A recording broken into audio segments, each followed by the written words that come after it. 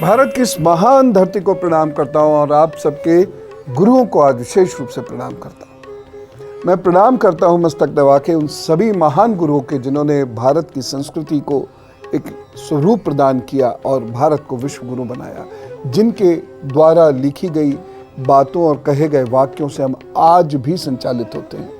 मैं आप सबके गुरुओं को पुनः प्रणाम करता हूं और समाज में जितने भी गुरु हैं जो समाज को एक सार्थक सकारात्मक दिशा दे रहे हैं, लोगों को ज्ञान और शांति प्रदान कर रहे हैं, मैं उन सबको भी हृदय से प्रणाम करता हूं। आप सबके माता पिता को प्रणाम, बच्चों को बहुत सारा प्यार और सबको जोरदार राम राम। सुबह हो गई है, ज्ञान का सूर्य भी साथ साथ जरूर उगना चाहिए।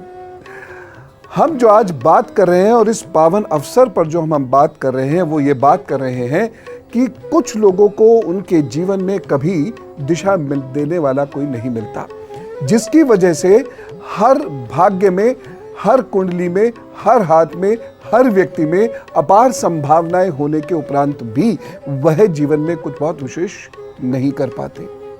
आज मैं आपको आपके हाथ पर वह सारी बातें बताने जा रहा हूं जिससे आपको यह पता लगे कमी कहाँ है, हमें कोई गुरु कैसे मिलेंगे अथवा नहीं मिलेंगे तो क्यों नहीं मिल पाएंगे।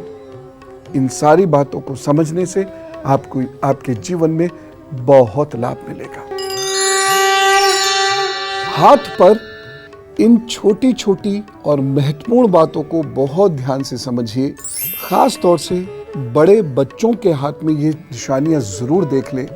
सही समय पे यदि गाइडेंस मिलती है या कोई सहारा देने वाला मिल जाता है तो पूरा जीवन संघर्ष करने में भी डर नहीं लगता और निश्चित रूप से उच्च कोटि के परिणाम हमारे समक्ष आते हैं।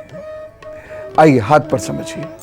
भारत में हजारों महान लोग हुए हैं जो साधारण से विलक्षण बने और उन्होंने जीवन में बहुत बड़े बड़े कार्य किए।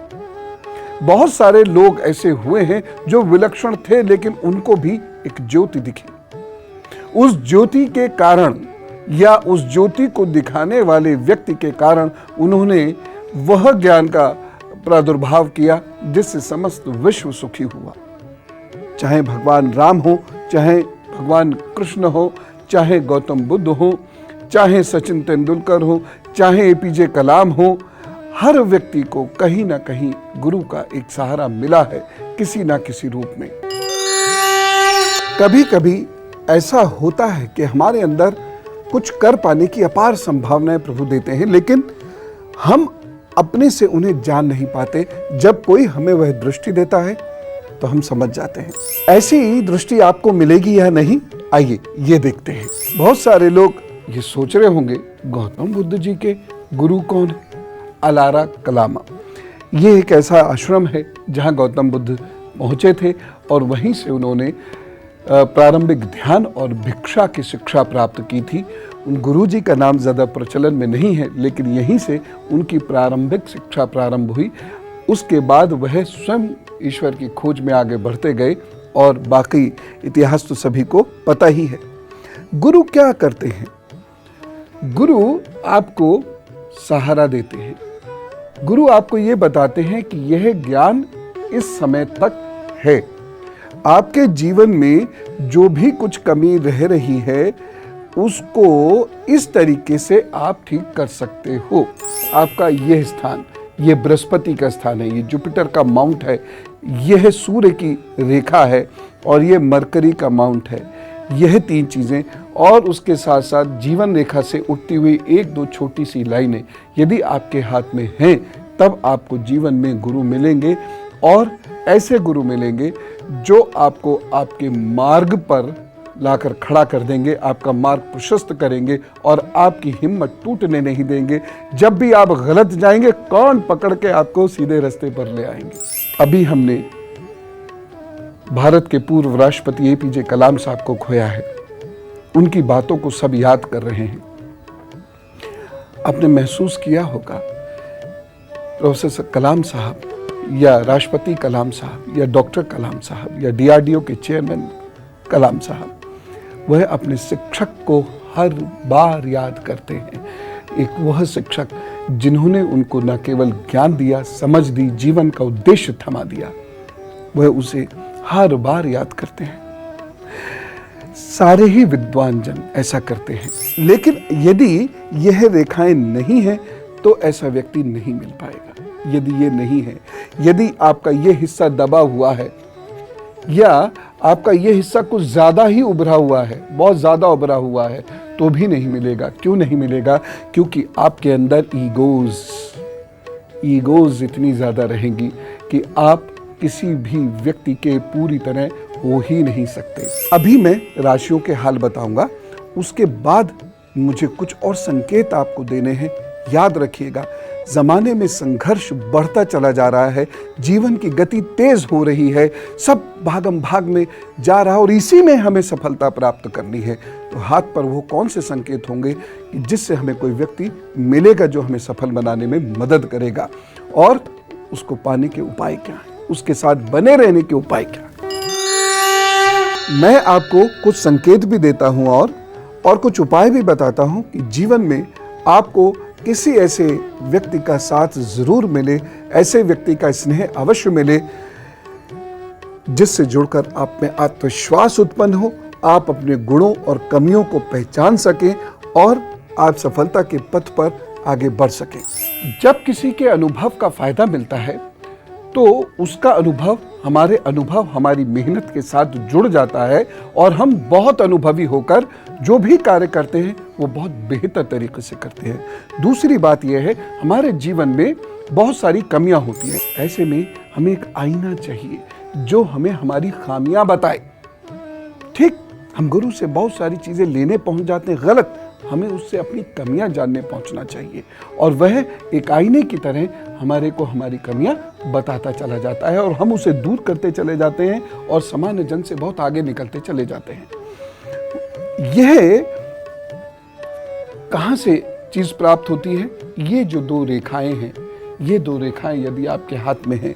दूसरी चीज ये है, यदि यहां पर कुछ रेखाएं इस तरीके से निकल रही हैं या फिर यहां से कुछ रेखा जीवन रेखा में, ये शुक्र का हिस्सा है, मोटा सा जो हिस्सा होता है, यहाँ से कुछ रेखाएं जीवन रेखा में आकर इस तरीके से मिल जाती हैं, या फिर यहाँ से ये ऐसे करके आपके जीवन रेखा में से ये चंद पर्वत है, यहाँ से आपके जीवन रेखा में जाकर कुछ रेखाएं मिल जाती हैं या छोटी छोटी ऐसी रेखाएं जीवन रेखा में जाकर मिल जाती हैं। यह इस बात की निशानी है कि आपको कोई सहारा जीवन में ऐसा जरूर मिलेगा, चाहे वो आपके शिक्षक हों, चाहे पीएचडी गाइड हों, आपके माता पिता, भाई, मित्र आदि हों, या फिर कोई आध्यात्मिक गुरु हों। कोई सहारा आपको जीवन में ऐसा मिलेगा। कोई श्री रामकृष्ण परमहंस जी आपको ऐसे जरूर मिलेंगे जो आप विवेकानंद जी बन सकें, जो आप माँ रात्रि जैसी बन सकें या माँ मैत्री जैसी बन सकें। तो इंतज़ार करिए और साथ ही साथ उपाय भी ज़रूर कर लीजिए, क्योंकि जब जीवन को दिशा मिलती है तो जीवन की दशा सुधरती है। अभी बताता हूँ उपाय। देखिए, अगर आपका ये वाला हिस्सा जो है, यानी बृहस्पति की उंगली के नीचे वाला ये वाला हिस्सा, ये दबा हुआ है, बहुत उठा हुआ नहीं है, बहुत ज़्यादा उठा हुआ है, तो गुरु मिलेगा अवश्य आपको, लेकिन आपकी ईगो से छूट जाएगा। लेकिन अगर ये दबा हुआ है तो मिलेगा नहीं, या ये वाला हिस्सा आपका दबा हुआ है तो भी गुरु नहीं मिलेगा, और बहुत उठा हुआ है तो आपकी सेल्फिशनेस से आपका गुरु आपसे दूर हो जाएगा, खुद ही भाग जाएगा आपसे। अगर ये दबे हुए हैं दोनों हिस्से, तब आपको क्या करना चाहिए? तब आपको अपने लाइफ फोर्स पर काम करना चाहिए, क्योंकि ये हिस्से दबे हुए हैं तो आपके अंदर लाइफ फोर्स कम है। ये कैसे करेंगे? आप सुबह शाम ध्यान करें, पीले वस्त्र अवश्य पहनें, धार्मिक चीज़ें अवश्य पढ़ें, धार्मिक पुस्तकें अवश्य पढ़ें, किसी सत्संग में ज़बरदस्ती जाना शुरू कर दीजिए, और उसके साथ साथ अभद्र भाषा का प्रयोग नहीं करें, निंदा का, तंज का यह प्रयोग नहीं करें, ऊंचे स्वर से बोलना बंद कर दें, कलह ख़त्म कर दें, और सोते समय थोड़े से गुड़ का सेवन अवश्य करने लगे। अपने जो दूध आप पिए उसमें थोड़ी सी हल्दी अवश्य डाल लें, या कुछ हल्दी जिह्वा पर रखना शुरू कर दें। आपको भी थोड़ा सरल बनना पड़ेगा और धार्मिक पुस्तकों का अध्ययन करना पड़ेगा, गाय की सेवा करनी पड़ेगी, गुड़ खाना पड़ेगा, हल्दी खानी पड़ेगी। तब आपको धीरे धीरे एक ऐसा व्यक्ति जीवन में मिलेगा, लेकिन वह व्यक्ति उसकी कृपा से, कृपा तो प्रभु की ही होती है, उसकी कृपा से आपके जीवन को संवार देगा। यह कम तो यह उपाय जो मैंने बताए हैं जरूर कर लीजिएगा।